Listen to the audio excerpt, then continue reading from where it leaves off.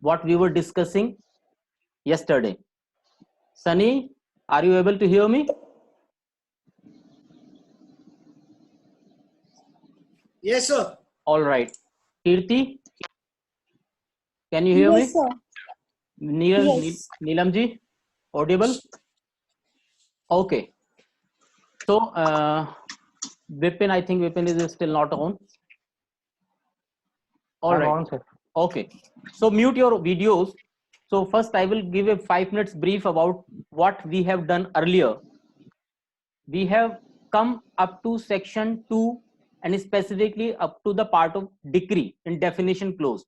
I hope all of you are having CPC Bare Act with you. If somebody is not having, please carry on from the next lecture. Right? Number 1. Who else is having the CPC Bare Act? Please raise your hands. Simply raise your hands. All right. So now what we will do, we will go ahead in definition clause of section 2. So after, first I will start with Sunny. Sunny, can you hear me?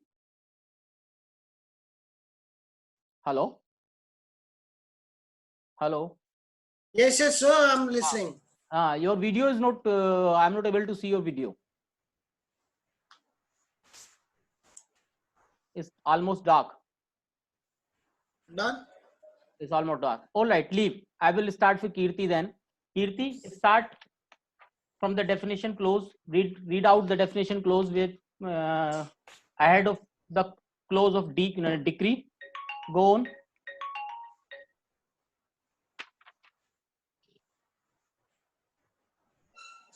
Unmute your video first. Okay, so the third definition is decree holder. Yeah, please. Go Decree on. holder means any person in whose favor a decree has been passed or an order capable of execution has been made. Right. So read it out again. I just told you that this is not the way to read out a provision. Always try to understand what the provision says. You should be able to understand where the comma or the stop of your vocal system should be there. Then you have to take a pause while reading a definition. Read it out again. I will stop you when it is needed. Read it out. Read it again. Yeah. Decree holder. Yeah. Decree holder means any person in whose favor a decree has been passed. Just stop. So meaning thereby, what it is a general scenario where a decree has been passed.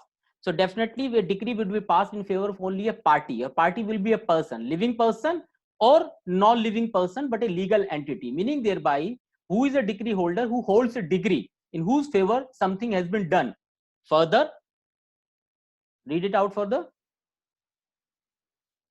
An order capable of execution has been made. Yes, that's the most important part. Can anybody tell what does it mean?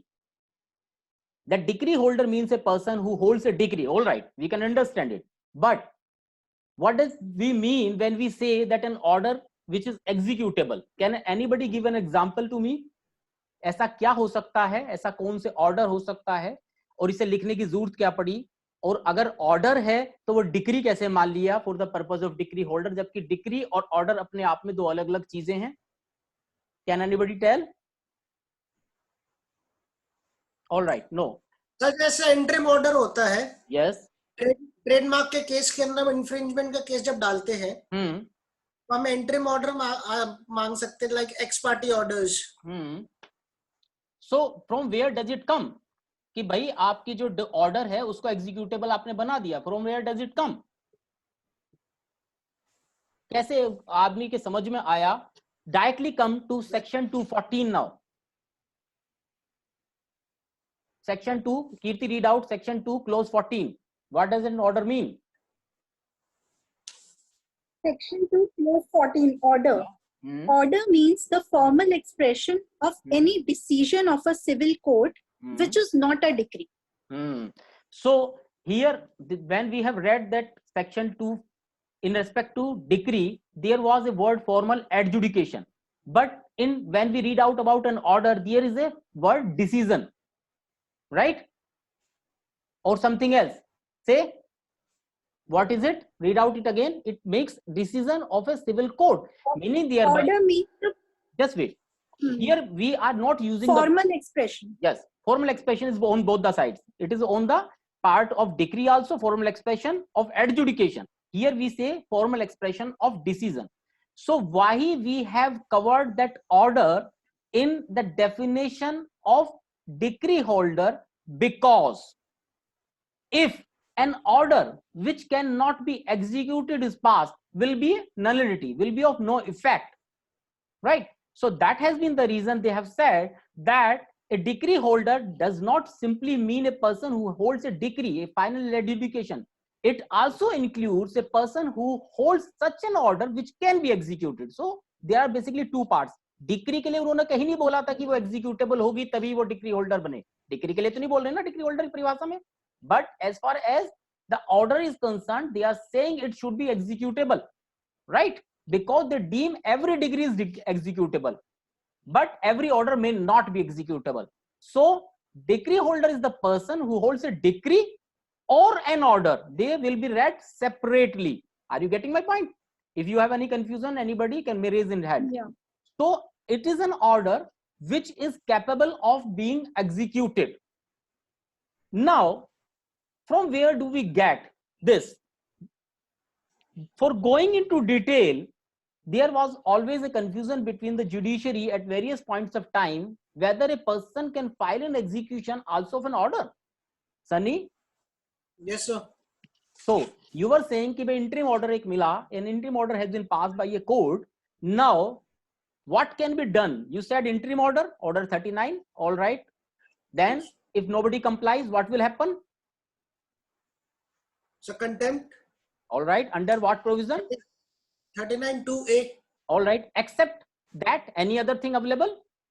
Can a person contempt हो गया बेटा, वो अलग बात है. उसके अलावा भी क्या कोई और व्यक्ति कुछ कर सकता है?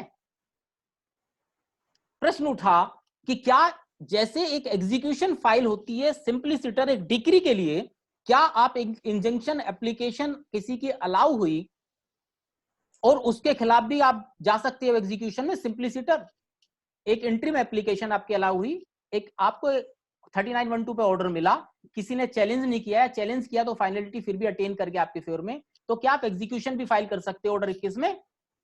Can anybody answer? Yes sir, कर सकते हैं. एग्जीक्यूट तो करना ही पड़ेगा ना. Don't make blur answers. कर सकते हैं केवल इसलिए क्योंकि अभी आपने पढ़ लिया एग्जीक्यूटेबल ऑर्डर है. कैसे कर सकते हैं? कहां से आती है ये पावर? अगर आती है तो, और नहीं आती है तो क्यों नहीं आती है? ऑर्डर 21. ऑर्डर 21 कहीं भी क्या बोलता है? ऑर्डर 21 बोलता है कि ऑर्डर एग्जीक्यूटेबल है? कहां बोलता है?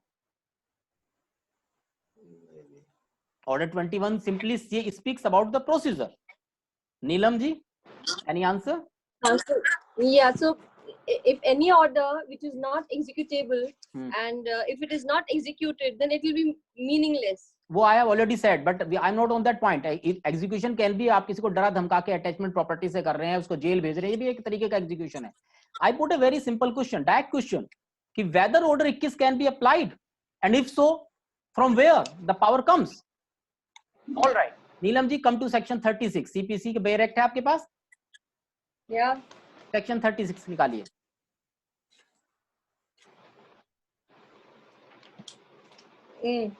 What did it say?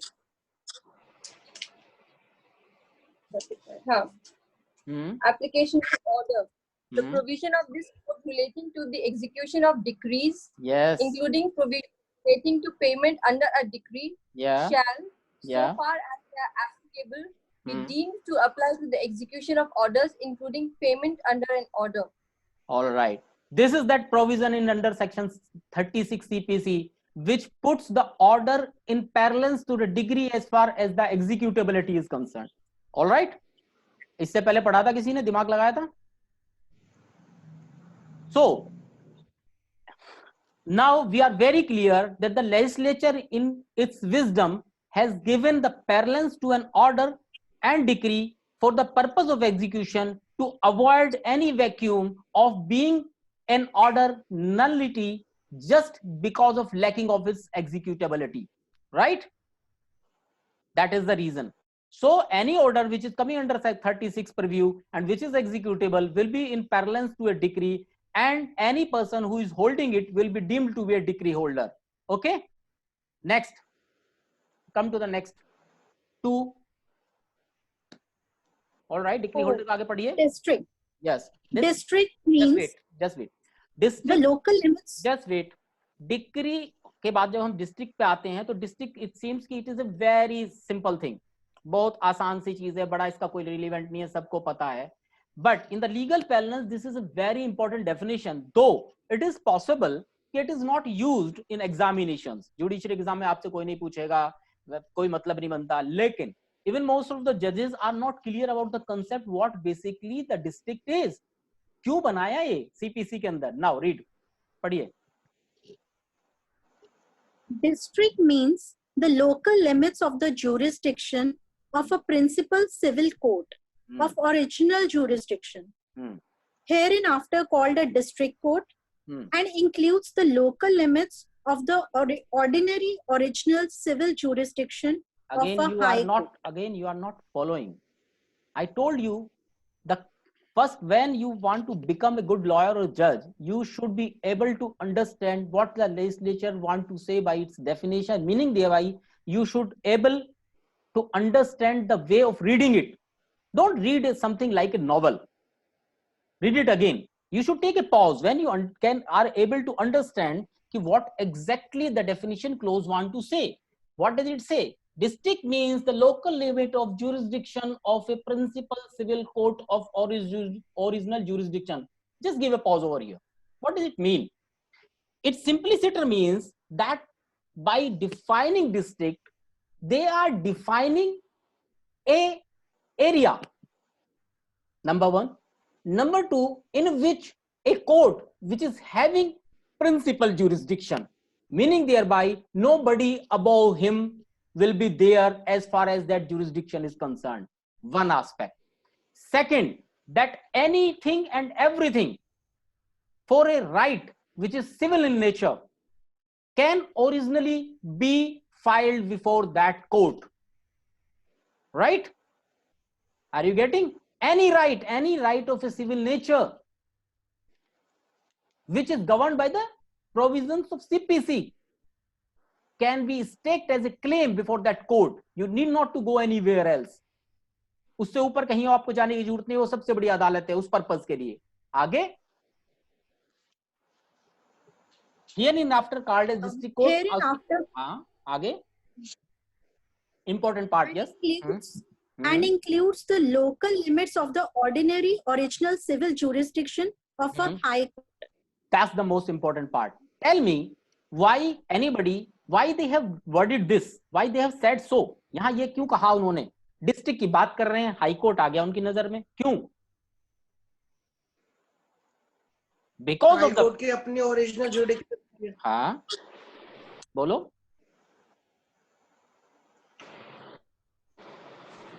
You have lost your voice. हाँ, नीलम जी बोलिए, कुछ कह रही हैं आप. In certain cases, the pecuniary jurisdiction, based on pecuniary jurisdictions, High Court has the original jurisdiction to try suits, like as a original court. I will stop you. This is not the correct way to understand the thing. Pecuniary jurisdiction has nothing to do. Does this definition anywhere makes a distinguishment in respect to the right, title, pecuniary, or area-wise? No, it does not. It does not state that. But this is just an example that in certain cases, the High Court has the original jurisdiction to try the try any civil suit. This is an extension. Simpliciter. I ask why they have made High Court over here. This can be an example. Voice is cracking. This can be an example. Let me explain you. All others are getting my voice? Yes, sir. All right.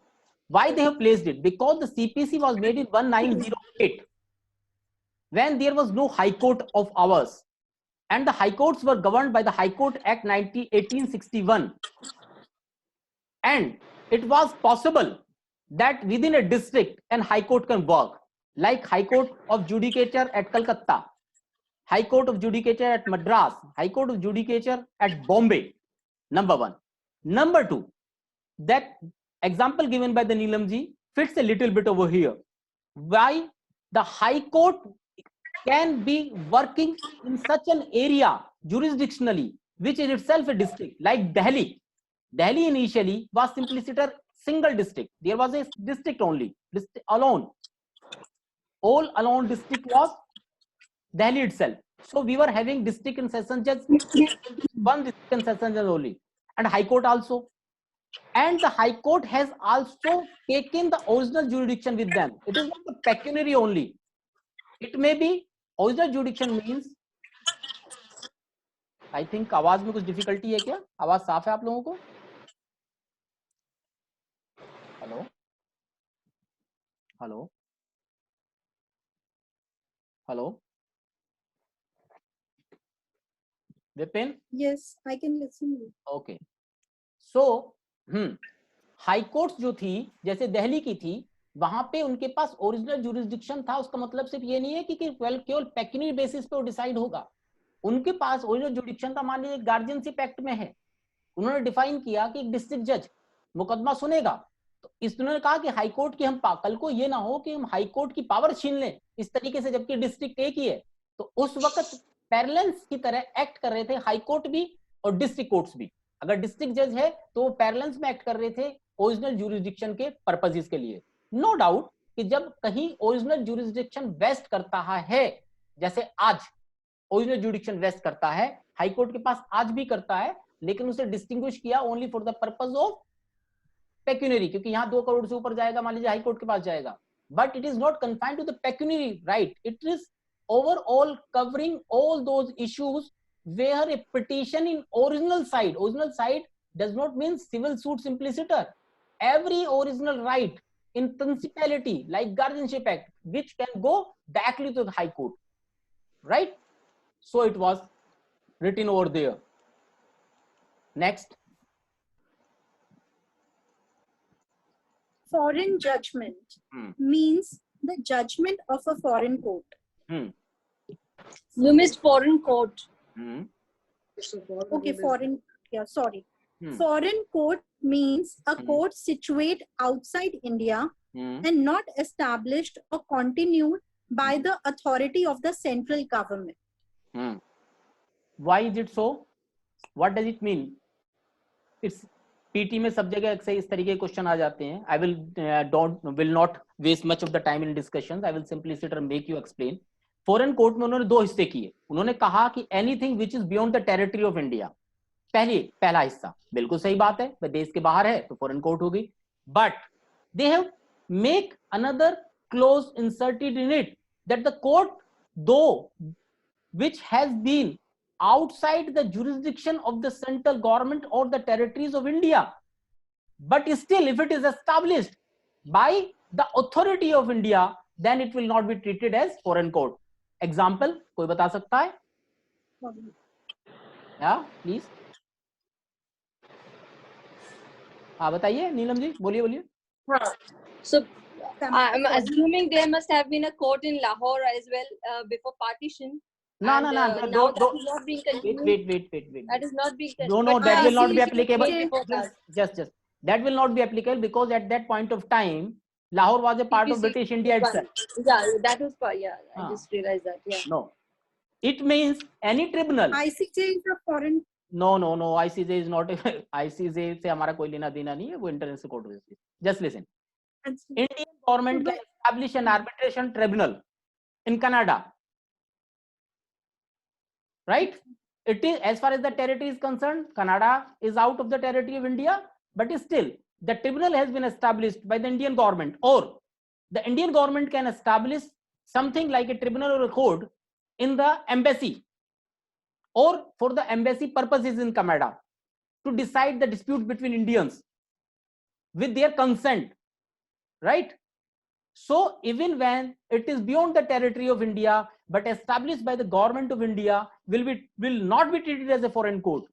So for becoming a foreign court, it is necessary that the court not only should be beyond the territories of India but also should not have been established by the government of India or the central government. All right, Vipin, next provision. Vipin padega. पढ़ो। Hello, क्या हुआ Vipin? Are you getting my voice? Vipin I think is not getting. Yes, sir. Yes, sir. तो read out.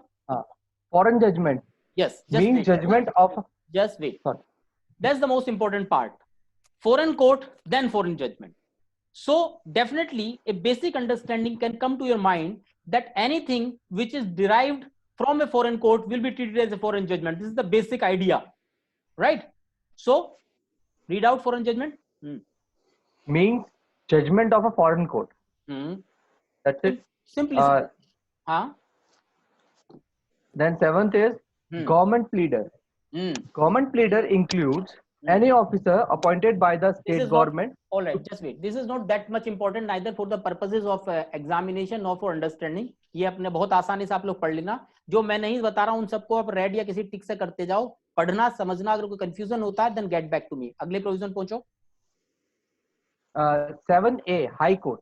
बस इसको भी पढ़ने की जरूरत नहीं है, मैं सिर्फ बता देता हूँ. अंडमान निकोबार के लिए स्पेशल प्रोविजंस लिखा उन्होंने only because of the reason, क्योंकि जब हिंदुस्तान आजाद हुआ तो उसके बाद हाई कोर्ट हमारी डिटरमाइन कर दी गई. उन्होंने आर्टिकल कॉन्स्टिट्यूशन में बता दिया कि कैसे क्या कहाँ कौन सी हाई कोर्ट होगी, शेड्यूल बना दिया. High court anybody can tell high court के प्रोविजंस कहाँ है कॉन्स्टिट्यूशन में, किस प्रोविजन से किस प्रोविजन तक है, कौन से आर्टिकल्स हैं. Neelam ji, you are a supreme court advocate on record now, you have to tell. No, now you are a registered advocate on record. You have to tell. Anybody? I heard your lecture also, but still I've forgotten. All right. This comes between Article 214 to Article 231, where the establishment of High Court, the powers, how the judges will be appointed, how many numbers of High Courts will be there, it has been also dealt. All right. So 7A is not important. Next. 7B India. All right. Read it out. India, except in section 1, 29, 43, 44, 44A, 78, 79, 82, 83, and 87A means the territory of India excludes the state of Jammu and Kashmir. अब ये redundant हो गया क्योंकि हमारा जब 370 हट गया तो ये अभी ये पार्ट redundant हो गया. आगे 8 judge. बस एक मिनट के लिए यहाँ रुको. जब हम बात करते हैं कि whenever we read out any definition and any section has been inserted in it, there is a purpose for it. Always read that section with the definition if you want to become a good person in law. So read it out again. The India को दोबारा पढ़ना. India, except in section 1, 29, 43, 44. अब 129 निकाल लो. Go to 129. No, sir, 1 and 29 is different. Section 21. Section 1. Sorry. Yes. And section 29. Section 1 निकालो. Sorry, मैं वही कह रहा था. सेक्शन 1 निकालो पहले. क्यों 1 मत निकालो, वैसे ही बताता हूँ. 1 क्या था हमारा? 1 हमें ये बताता था कि कहां से हमारी दुकानदारी चालू होगी, ये एक्ट है क्या, कहां सो टाइटल क्या होगा, इसका एक्सटेंट क्या होगा, कमेंसमेंट क्या होगा. राइट. तो वहां पर कोई डेरोगेशन ना हो, कोई कंफ्यूजन ना हो इन दोनों के बीच में. उस चीज के पर्पज के लिए उन्होंने कह दिया कि section 1 should be there. Right. आगे 29 क्या है? पढ़ो 29. Service of foreign summons. Summons and other processes issued by point A, any civil or revenue court established in any part of India to which the provisions of this code do not extend. बस यहीं रुक जाओ. So basically what CPC says, CPC has been made out for the purpose of defining a procedure in the civil courts, but we always have given a different footing to the courts which runs for the purpose of land revenues. Revenue courts होती हैं उनके लिए, तो उनको exceptions के तौर पर सब जगह उन्होंने treat किया है. Right. तो revenue court का कोई उदाहरण? Anybody? Revenue court से SDM court. हाँ, SDM, ADM, और कैसे किसमें आपका कमिश्नर. यस. किससे गवर्न होती है? एक्ट का नाम पंजाब लैंड रेवेन्यू एक्ट. अब दिल्ली का अपना अलग हो गया है पंजाब से. पंजाब का हमने अडॉप्ट कर लिया, लेकिन दिल्ली लैंड रेवेन्यू एक्ट अलग बन गया. All right, that's done. तो मैं हरियाणा में हूं ना, we am still governed by Punjab. All right. Meaning simpliciter, कि but that any revenue code will not be directly covered by the code of civil procedure because we will deal over here only for the purpose of procedure to be established and followed for the civil rights and civil codes as defined over herein. आगे बढ़ो, अगला पढ़ो. B point, any civil or revenue code establish not here, वापस आ जाओ, definition clause पे वापस आ जाओ. 29 को तब पढ़ेंगे. मैंने सिर्फ इसलिए कि आपको पढ़वाया 29 ये समझने के लिए कि उन्होंने ये सेक्शंस लिखे क्यों, ताकि आपको उनकी आत्मा समझ में आए कि they wanted to create an exception to the definition given over here in. वापस आ जाओ डेफिनेशन क्लोज पे. नेक्स्ट डेफिनेशन या 43 पढ़ो. नहीं वापस 43. ना डेफिनेशन क्लोज पे वापस आओ. जज. Judge means the presiding officer of a civil court. That's the most important part. Listen. अब यहाँ पे कंफ्यूजन ये होता है कि जज तो बहुत जगह लगता है. हम तो ये जज ये भी कहते हैं, सेशन जज को भी जज ही कहते हैं, राइट? और जबकि जज की परिभाषा यहाँ तो दे रखी है सिविल कोर्ट. क्यों दे रखी है? Again you have to understand because this is a definition only for the purpose of CPC, right? CPC किन कोर्ट्स की बात करती है? सिविल कोर्ट्स की बात करती है. तो सिविल कोर्ट का जज की परिभाषा उनके हिसाब से वही होगी कि जो very person who is the जज in respect to a civil court will be deemed a judge in the light of CPC, right? Next, judgment. Judgment means the statement given by the judge on the ground of the decree or order. यहां मेरा थोड़ा सा लड़ाई है किस बात से? Legislature से. This has not been happily worded. Basically, decree के ग्राउंड नहीं होते, जजमेंट में डिक्री के ग्राउंड बताए जाते हैं, या कह सकते हैं वो बेसिकली इस तरीके से उन्होंने डिफाइन किया कि जब डिक्री क्या है. हमने जब डिक्री पढ़ी थी तो हमें समझ में आता था कि decree is a formal adjudication, formal expression of the adjudication, right? कि कोर्ट पहले फॉर्मली एडजुडिकेट करेगी या एडजुडिकेट करेगी और उसको फॉर्मली एक्सप्रेस करेगी कि मैंने ये निर्णय कर दिया, राइट? और यहां जजमेंट में वो क्या कह रहा है कि जजमेंट क्या होगा? रीड इट आउट, दोबारा पढ़ो. The statement given by the judge on the ground of a decree or order. यानी कि जब कभी कोई कोर्ट कोई ऑर्डर पास करे, कोई निर्णय पास करे, तो उसके कुछ अपने अधिकार होंगे, कुछ उसके आधार होंगे. मैंने गलत वर्ड यूज कर दिया. कुछ उसके आधार होंगे. तो जजमेंट का मतलब यह है उन आधारों को बताना, उन आधारों के बेसिस पे अपना एक कथन जारी करना कि भाई ए ने बी के खिलाफ. सब लोग हैं? सब लोग सुन पा रहे हैं? ठीक है.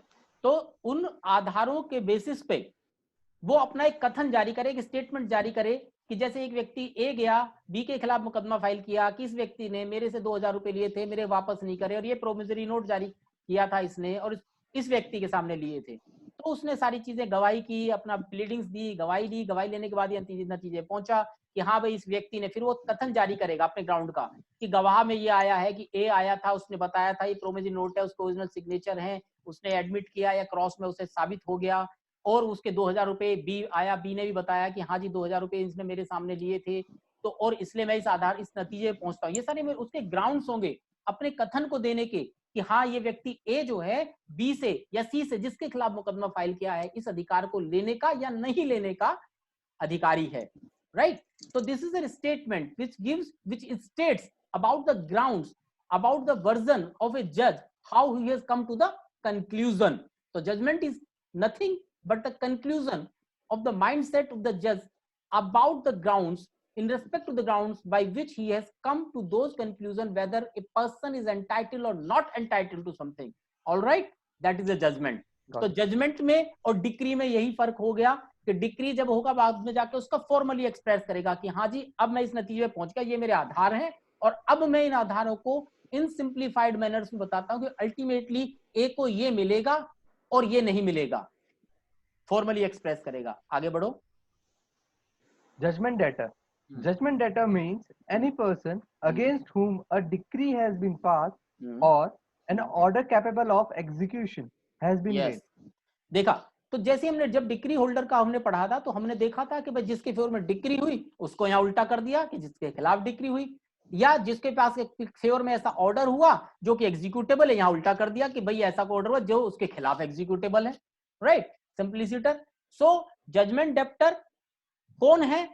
एक ऐसा व्यक्ति है जो डिक्री होल्डर के अगेंस्ट खड़ा है, या डिक्री होल्डर जिसके अगेंस्ट खड़ा है, किसी को कुछ मिला और किसी से छीन के लिया, यानी किसी के फेवर में एक ऑर्डर दिया, किसी के अगेंस्ट एक ऑर्डर दिया, राइट, जो एग्जीक्यूटेबल है। एक डिक्री पास हुई, किसी के फेवर में हुई, किसी के अगेंस्ट हुई, right. Next 11. Legal representative. Legal representative means a person. Legal representative means. This is one of the most important definition. Neelam, are you able to see or hear me? Sunny? Yes, sir. All right. Lucky? Yes, sir. All right. I am not able to just watch your video. Okay. Read out, Vipin. Legal representative means a person who in law represents the estate of a deceased person and includes any person who intermeddles with the estate of the deceased and where a party sues or you are making the same mistake which the Kirti was doing. You are reading out something just for the purpose of reading. You are not giving a pause where it is needed. When a definition is made, it simpliciter says where you have to take a break. अपने आप बताती है, क्यों नहीं रुकते हो? दोबारा पढ़ो. Legal representative means a person who is who in law represents the estate of a deceased person. Wait. पहला क्वालिफिकेशन कि लीगल रिप्रेजेंटेटिव कौन होगा? एक ऐसा आदमी. अब किसी के रिप्रेजेंटेशन की जरूरत कब पड़ती है? मोटे मोटे तौर पर सबसे पहले अगर मैं जिंदा हूं तो क्या जरूरत है मुझे किसी और से कुछ करवाने की, राइट? एक मोटा उदाहरण क्या है, मैं कल को मर जाता हूं तो तभी पता चलेगा कि भाई मुझे मेरे अधिकार को या मेरे दायित्व को कौन निभाएगा. तो सबसे पहली बात दिमाग में जो आती है कानून के, तो उन्होंने सबसे पहले बता दिया कि एक व्यक्ति जो मर गया, राइट? दोबारा पढ़ो इसी लाइन को. A person who in law represents the estate of a deceased person. बस, यानी एस्टेट क्या है? संपदा. एक व्यक्ति का अधिकार, एक व्यक्ति का दायित्व जो उसके पास था, उसको कोई व्यक्ति मर गया, उसको मरने के बाद कोई दूसरा कौन व्यक्ति उसको रिप्रेजेंट कर सकता है? वो उसका लीगल रिप्रेजेंटेटिव है. लीगल यानी कानूनी तौर पर कौन उसको रिप्रेजेंट कर सकता है. आगे and includes any person who intermeddles with the estate of deceased. बस wait. Do anybody will comment what do you mean by intermeddler or intermeddling? What is intermeddling? Bicholia? Bicholia. नहीं sir. और Intermeddler कुछ भी Something to do with intermediaries. possession of the property. The person who is in the possession of the property. केवल possession वाला. नहीं sir, और भी हो सकते हैं, पर मेन ये भी हो सकते हैं. और कोई भाई?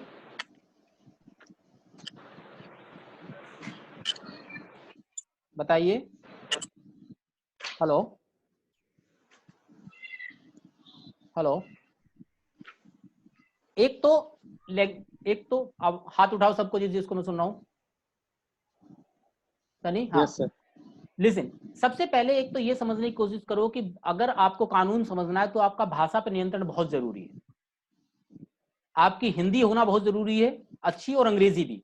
अगर आपने यही नहीं समझा कि शब्द का अर्थ क्या है तो आप कभी भी अच्छे लॉयर नहीं बन पाओगे. इंटरमेडल का बहुत सिंपल सा उदाहरण होता है हस्तक्षेप करने वाला, राइट?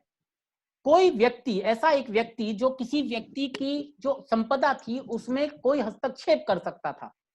अब लीगल इलीगल हम बाद में जाएंगे, राइट? जैसे तुमने उदाहरण दिया कि कब्जे में, मान लो एक व्यक्ति था, वो मर गया, उसकी प्रॉपर्टी में एक व्यक्ति कब्जे में बैठा हुआ है और उसका ये दावा है कि भाई मैं उसका फलाना भतीजा सिंह हूं या कुछ हूं.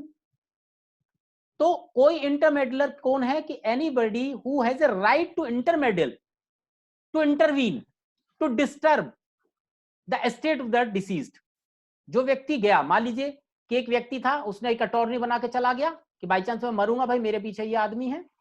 या एक व्यक्ति था, उसकी जो वो जिंदा था तो उसकी पूरी प्रॉपर्टी की देखभाल एक पर्टिकुलर व्यक्ति करता था, राइट? या उसने एक वसीयत लिखी और किसी व्यक्ति को रिसीवर अपॉइंट कर गया, एग्जीक्यूटेंट अपॉइंट कर गया. किसी भी तरीके से जो एक व्यक्ति किसी की संपत्ति में, किसी के एस्टेट में हस्तक्षेप कर सकता है, वो भी उन्होंने इसमें कवर कर दिया लीगल रिप्रेजेंटेटिव में. अब वो गलत या सही वो कोर्ट डिसाइड करेगी, वो बात की बात है, राइट? अगला पार्ट पढ़ो Vipin. where a party sues or is यार ये sued कहाँ से आ गए? हाँ, yes, sorry, continue. Where a party sues or is sued in a representative character, the person on whom the estate devolves on the death of the party, so suing or sued. हाँ, अब इसका क्या मतलब था? एक व्यक्ति पहले से एक लीगल रिप्रेजेंटेटिव की तरह एक्ट कर रहा था, वो मर गया, राइट? तो उसकी संपदा जिस पे जाएगी, यानी this is coming from one step lower to the first step. पहले स्टेप पे तो एक व्यक्ति खड़ा था, उसको कोई कैसे रिप्रेजेंट कर रहा था, लेकिन एक व्यक्ति जो खुद किसी का रिप्रेजेंट कर रहा था वो निकल गया बीच में से, तो उसको कैसे कोई रिप्रेजेंट करेगा और वो उसको क्या कहलाएगा? That has also been termed as legal representative, right? इस डेफिनेशन को आप लोग बहुत ध्यान से पढ़ोगे, अब तक जितनी पढ़ी हैं इसको बहुत ध्यान से पढ़ोगे, और जो लेक्चर हम कर लेंगे उसमें मुझे बताओगे, मैं पूछूंगा और मुझसे सवाल भी करोगे, राइट? या जो मेल मैंने आपको दी है मेल आईडी, उस मेल आईडी पर dhananjay.rana79@gmail.com अपने क्वेरीज लिख के भेजोगे, बिकॉज ये लीगल रिप्रेजेंटेटिव एक ऐसी व्यवस्था है, एक ऐसी समस्या है जो एंटायर वकालत में नीचे से ऊपर तक आपको हमेशा कहीं ना कहीं जरूरत जिसकी रहती ही है, राइट? अगला बढ़ो भाई. Mesne profit. Sunny, you read out mesne profit. So mesne profits of property means those profits which the person in wrongful possession of such property actually received or might with ordinary diligence have received therefrom. क्या मतलब समझ में आया? Sir किसी property के ऊपर गलत तरीके से पोजेशन हो और जो वह पोजेशन के द्वारा जो पैसा पहले रेंट है. वेट, सबसे पहले तो बताओ कि आप में से कौन बताएगा कि मैसने का मतलब क्या है? What do you mean by mesne? That's my difficulty कि आप लोग कानून को रटने में तो इंटरेस्टेड हो, समझने में नहीं, और गूगल नॉलेज से नहीं चलेगा, राइट?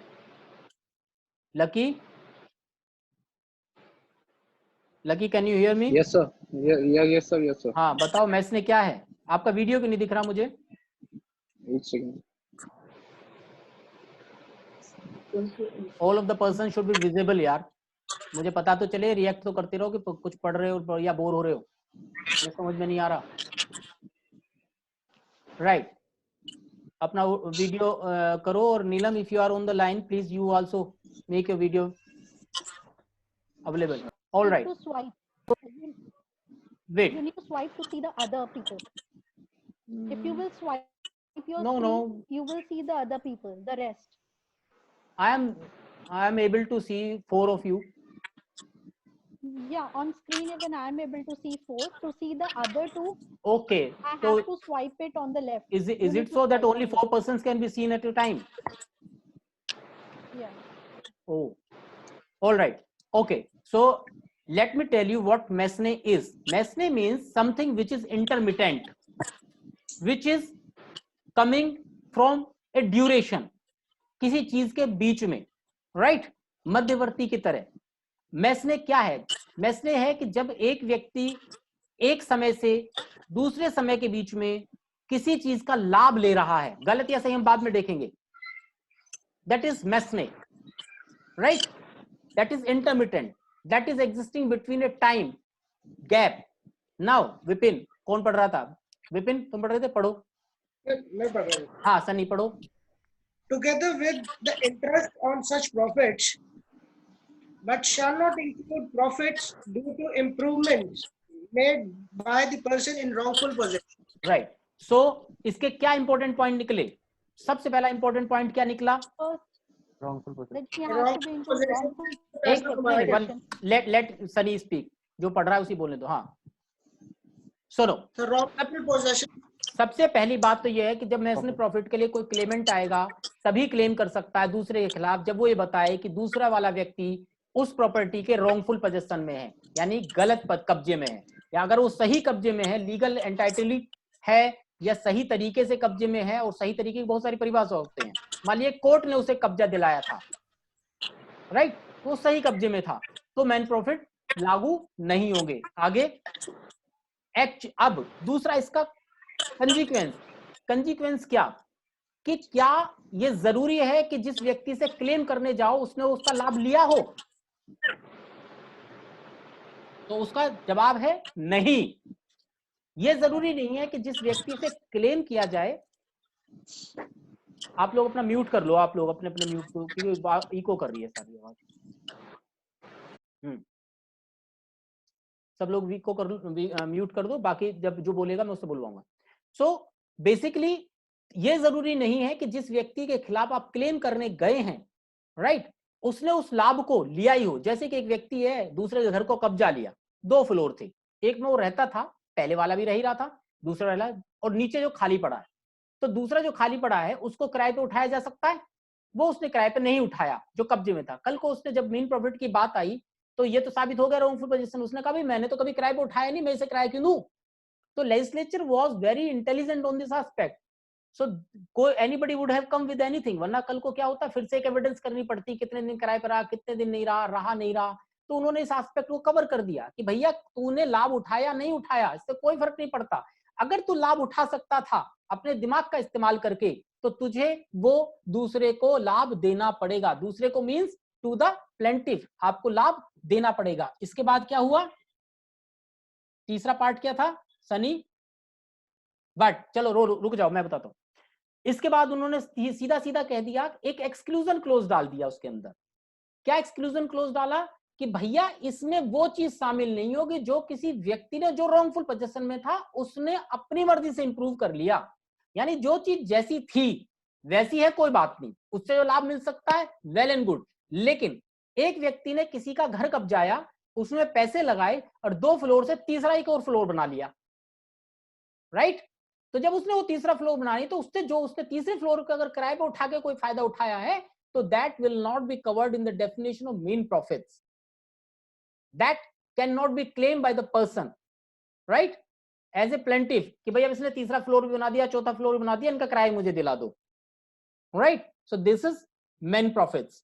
इसके बाद अगली परिभाषा जो आएगी वो मूवेबल प्रॉपर्टी की आएगी। बहुत इंपॉर्टेंट इसलिए नहीं है, अभी हम रोक रहे हैं अपने आप को, बिकॉज मूवेबल प्रॉपर्टी आपको बहुत जगह पढ़नी है। जब हम टीपी एक्ट डिस्कस करेंगे और बहुत सारे प्रोविजंस डिस्कस करेंगे, या इवन सीआरपीसी भी डिस्कस करेंगे, तो सब जगह मूवेबल प्रॉपर्टी आती है।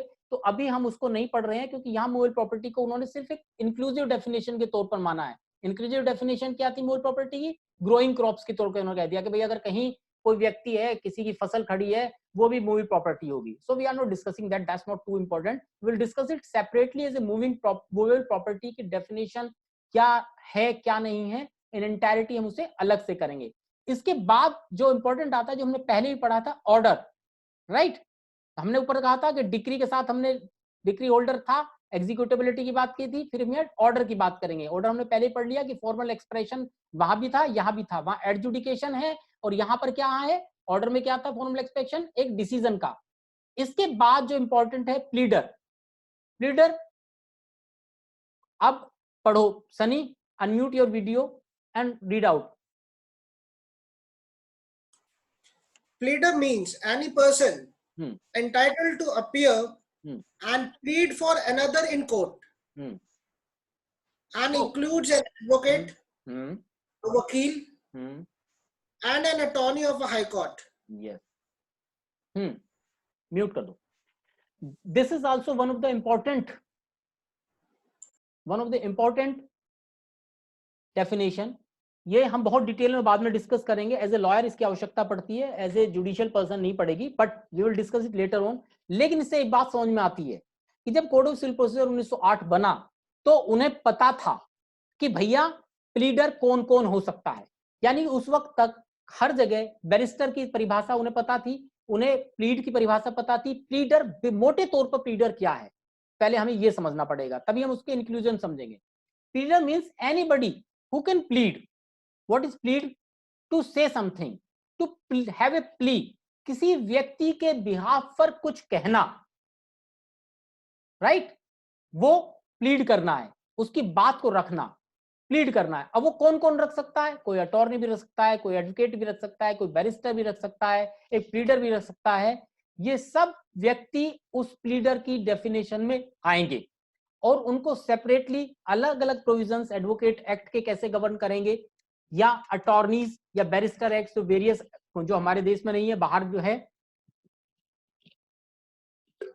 वो कैसे डील करेंगे, हम उसे we will have a separate discussion over that, right. Next, इसके बाद आता है, पढ़ो, prescribed. Prescribe means prescribe by rules, that's important. Why they have said so, हमने इन्होंने कहीं नहीं कहा सेक्शन में प्रेस्क्राइब्ड हो। जब कल हम अपना लेक्चर ले रहे थे तो हमने डिस्कशन किया था भी ये सेक्शन की और रूल की क्या दुकान है। हमने ये भी डिस्कस किया था भी सेक्शन में कोई अमेंडमेंट होगा तो it will be done by the legislature, rules में है तो हाई कोर्ट भी कर सकती है। अब क्यों, इसका जवाब अभी मैं आपको थोड़ी देर में दूंगा, आगे जाके आपको पता चल जाएगा।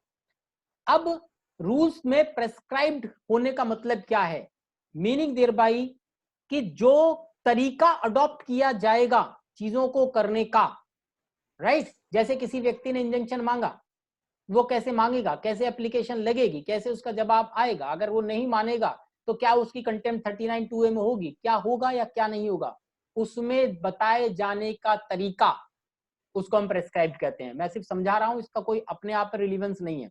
इसके बाद आएगा public officer, right. Public officer की डेफिनेशन इंपॉर्टेंट है, आप लोग इसे टिक कर लो, पढ़ोगे और कल पूछोगे क्यों, because this is a inclusive definition. ये नहीं बताती कि पब्लिक ऑफिसर होता कौन है, ये बताती है कि कौन कौन हो सकता है। Are you getting my point? इसके पैरेलल 1 by 1 आप लोग मुझे बताएंगे कि पब्लिक ऑफिसर के पैरेलल क्या टर्मिनोलॉजी आपकी आईपीसी या सीआरपीसी में आती है। Vipin, can you tell?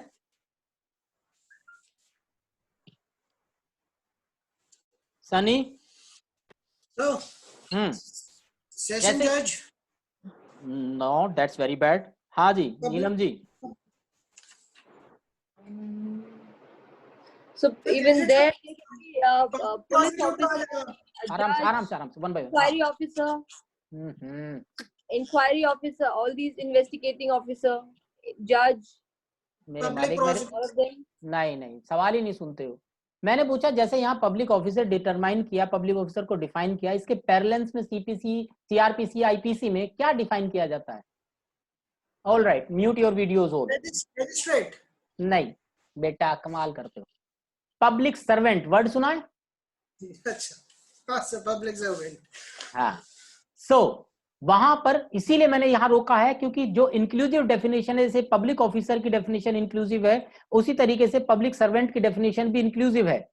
So public servant की जो डेफिनेशन इंक्लूसिव है या पब्लिक ऑफिसर की जो इंक्लूसिव है, उसको आप लोग पढ़ेंगे, उसका एक कंपैरिजन, क्योंकि पब्लिक सर्वेंट पे एक शॉर्ट नोट अक्सर कई बार आता है अगर एग्जाम की बात करें तो, या कहीं ना कहीं उसका रिलीवेंस होता है for the purpose of understanding how the things work, right. Public officer क्या है, पब्लिक सर्वेंट क्या है, फिर जज और मजिस्ट्रेट की बात भी आएगी कि इनको कैसे डिटरमाइन करेंगे, क्या हम इसे पब्लिक सर्वेंट कहेंगे, नहीं कहेंगे, किसी मजिस्ट्रेट को कहेंगे तो क्यों कहेंगे, कैसे कहेंगे, या जज कोई अपने आप में ऑफिसर होगा तो क्यों होगा और कैसे होगा। इससे आगे की परिभाषा सनी पढ़ो।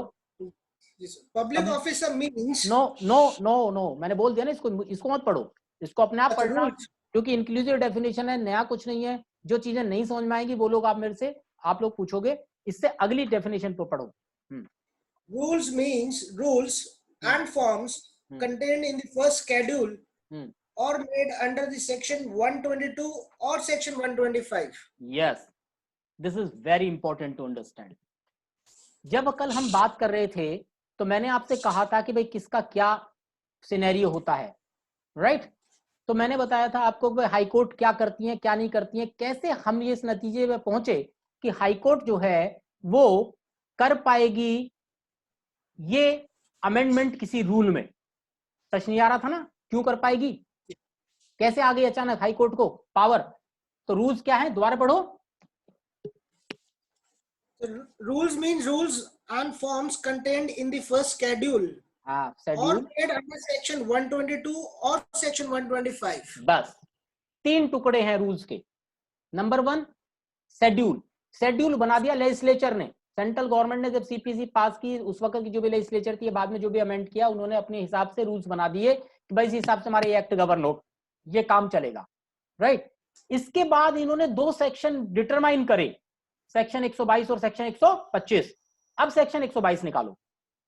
ये बात आप लोगों को संभवतः नहीं पता थी, और ये आप जाएंगे तो बड़े अच्छे अच्छे पढ़े लिखे जजेस को भी समझ में नहीं आता ये कहां से दुकान आई।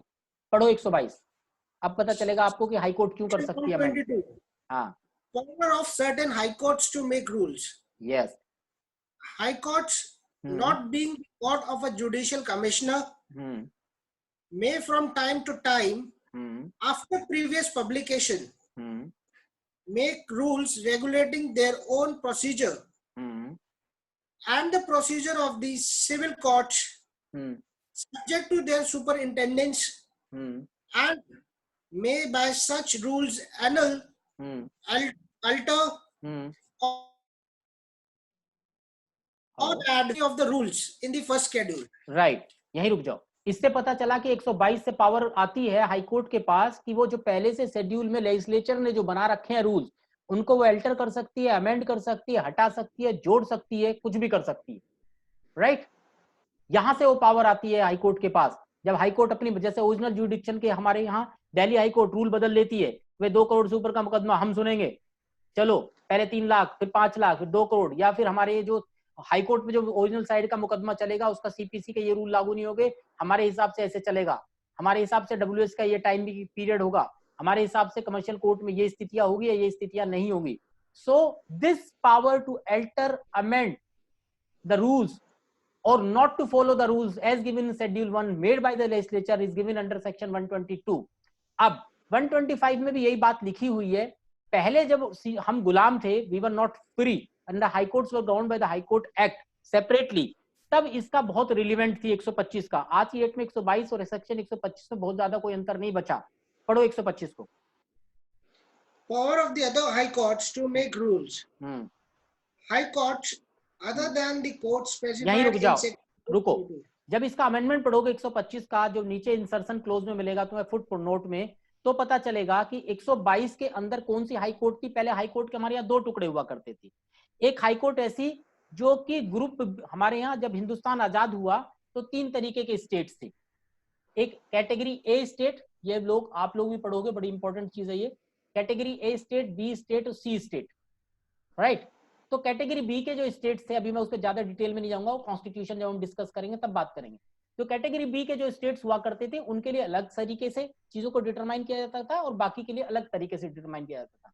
सो there was a difference of section 122 and section 125 only for this reason. अब 126 पढ़ो। Rules to be subject to approval. Rules made under the foregoing provisions shall be subject to the previous approval of the government of the state in which the court whose procedure the rules regulate in situate. Yes. Or if that court is not situate in any state, to the previous approval of central government. Yes. उन्होंने ये भी कहा कि भैया ठीक है, high court को authority तो दे दी कि ठीक है तुम बनाओ अपने रूल्स, लेकिन ये नहीं है कि कहीं भी लेजिस्लेचर का दखल ही नहीं होगा।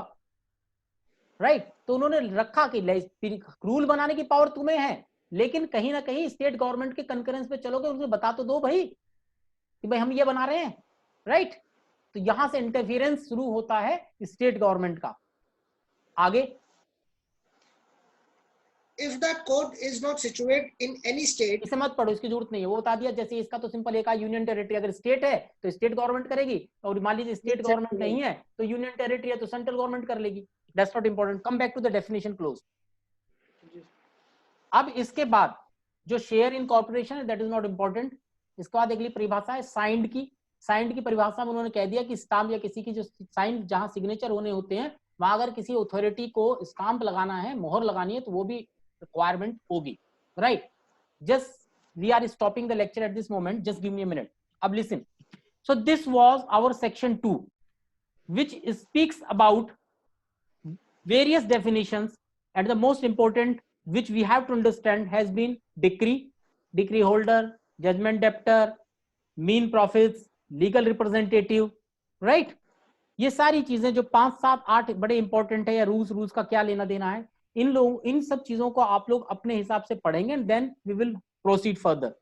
सो हाल फिलहाल के लिए मैं 5 मिनट के लिए लेक्चर ये रोक रहा हूँ, इस वीडियो को खत्म कर रहा हूँ। 5 मिनट बाद मैं दोबारा ज्वाइन करूंगा आप लोगों को, और उसके बाद हम सेक्शन 3 से लेके आज सेक्शन 8 तक और पढ़ेंगे। राइट? कोई दिक्कत किसी को? No sir. Anybody has any problems?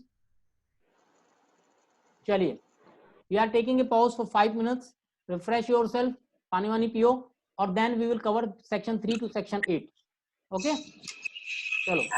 Dhananjay, actually my Yeah. daughter has an exam tomorrow, तो मुझे उसके साथ बैठ के तैयारी करानी है। Go ahead. We will share our video on YouTube. You will see that later on. ठीक है, ठीक है, Right? ठीक है, ठीक है। Okay. So she's already waiting. She's 2-3 बार आ चुकी है। ना कराओ। Okay. Okay. Okay, brother. Okay. Bye. Thank you very much. Welcome. Bye. ठीक है, 5 मिनट बाद मिलते हैं आप लोग। 5 मिनट बाद मैं आपको दोबारा इनवाइट, मुझे Vipin, can you hear me? Hello Sunny? Yes, sir. हाँ, तो मुझे दोबारा इनवाइट भेजना पड़ेगा ना, मैं ज्यादा टेक्निकल नहीं हूँ। राइट? तो मैं भेजता हूँ आपको। स्टॉप और म्यूट करके चले जाओ ना। Okay, that can be done. हाँ, ये चालू रहेगा ऐसे। ठीक है बेटा, मैं let me see what I can do. Okay, चलिए।